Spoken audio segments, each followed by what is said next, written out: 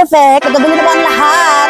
Na-stress na ba ang lahat? Pagka ako na-stress, ngayon ko lang ilabas talaga itong stress ko. Kasi nung huli po si PRRD, time na yun is my birthday. So I was stress that time. So this time, I need to take out my stress. So ngayon, nagyaw-yaw ko nga rin. Kay ang akong tatay Digong ilang gidala dito sa Netherlands because of humanity daw. Ano ba itong ilang post na case? Human rights, perfect. So we don't have to worry, guys. Mga solid Duterte don't have to worry because Tatay Digong is so much smart, tough guy, and he is a prosecutor. He knows the laws. He knows everything.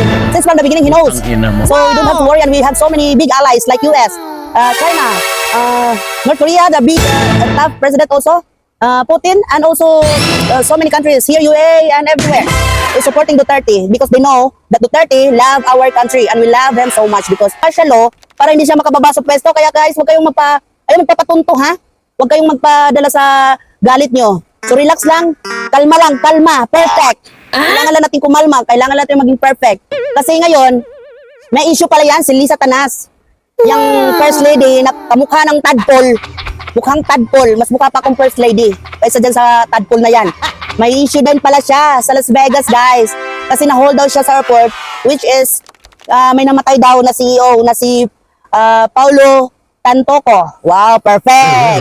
Kaya sinabay ngayon ang issue ngayon ni Duterte. Perfect. Kaya guys, huwag tayong magpadala sa kanilang laro kasi mga technique lang nila yan kasi alam nila hindi na sila makakaupo ulit. Tsaka alam nila na wala na silang chance, mostly na sa ginawa nila kay Tatay Digong. Their betrayal will never let them sit the government again. Okay, I hope Mr. Donald Trump or President Donald Trump of United States of America will never release this First Lady of the Philippines, which is the tadpole in media, na hindi pinalabas yan kasi sila pang nakaupo ngayon, natatakot sila. Perfect! Wow, perfect. Is the President of the Philippines or the President of the classroom. Laging bangag, laging naka-coke, always drinking Coca-Cola. Perfect. Kaya pareha sila na mukha nilang dalawa ng First Lady niyang tadpole. Kaya makaka-perfect dyan. Gora lang, kasyalo naman ulit. Mawalan tayo ng tsansa. Okay guys? Perfect.